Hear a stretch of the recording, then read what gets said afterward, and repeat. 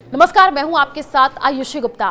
France, Monaco, माल्टा और साथ ही साथ लग्जमबर्ग और बेल्जियम ने फिलिस्तीन को स्वतंत्र देश के तौर पर मान्यता दे दी है। जी हां, सोमवार देर रात न्यूयॉर्क में संयुक्त राष्ट्र के सदस्य देशों के बीच इजरायल फिलिस्तीन विवाद के समाधान को लेकर के बैठक हुई, जहां इसकी आधिकारिक घोषणा हुई है। इस बैठक की अध्यक्षता फ्रांस और सऊदी अरब ने की है।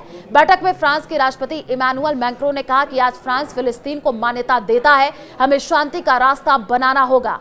मैक्रों ने इसे हमास की हार बताया। उनकी बात पर जोरदार तालियां बजी और फिलिस्तीनी प्रतिनिधिमंडल ने खड़े होकर के इसका स्वागत किया। यूएन महासचिव एंटोनियो गुटेरेस ने क्या कुछ कहा वो आपको बता दें। फिलिस्तीनियों को राज्य का दर्जा मिलना उनका अधिकार है, इसमें कोई इनाम नहीं, इसके बिना शांति संभव नहीं। दूसरी तरफ इजरायल ने इस पहल का कड़ा विरोध किया है। संयुक्त राष्ट्र में इजरायल के राजदूत डैनी डैनन ने कहा कि उनकी सरकार इसका जवाब देगी। बेल्जियम ने फिलिस्तीन की मान्यता को लेकर के शर्त रखी है। इसके मुताबिक ये तभी कानूनी रूप से लागू होगी जब गाजा में हमास को सत्ता से हटाया जाएगा और सभी इजरायली बंधकों की रिहाई हो जाएगी। आपको बता दें कि 4 देश यानी ब्रिटेन, कनाडा, ऑस्ट्रेलिया और पुर्तगाल ने फिलिस्तीन को मान्यता दी थी। अब तक करीब 150 देश फिलिस्तीन को मान्यता दे चुके हैं। फिलिस्तीन के राष्ट्रपति महमूद अब्बास ने कहा है कि भविष्य में गाजा पर शासन करने में हमास की कोई भूमिका नहीं होगी। उन्होंने हमास से हथियार छोड़ने को कहा। अब्बास ने गाजा में जंग खत्म होने के बाद राष्ट्रपति और संसदीय चुनाव कराने का भी वादा किया।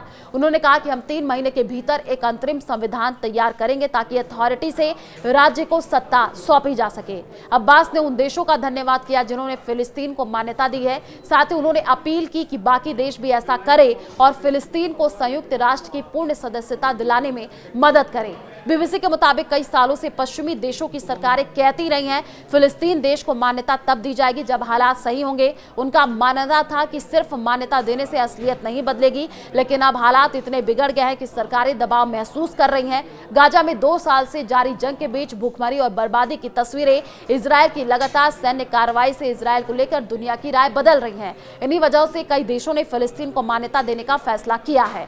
फिलिस्तीन के संयुक्त राष्ट्र के 193 सदस्य देशों में से करीब 75% देश मान्यता दे चुके हैं। संयुक्त राष्ट्र में इसे परमानेंट ऑब्जर्वर स्टेट का दर्जा हासिल है। तो इसका मतलब है कि फिलिस्तीन को संयुक्त राष्ट्र के कार्यक्रमों में शामिल होने की अनुमति तो है, लेकिन वोटिंग का अधिकार नहीं है। फ्रांस की मान्यता मिलने के बाद फिलिस्तीन को संयुक्त राष्ट्र सुरक्षा परिषद यूएनएससी के 5 में से 4 स्थायी देशों का समर्थन मिल गया है।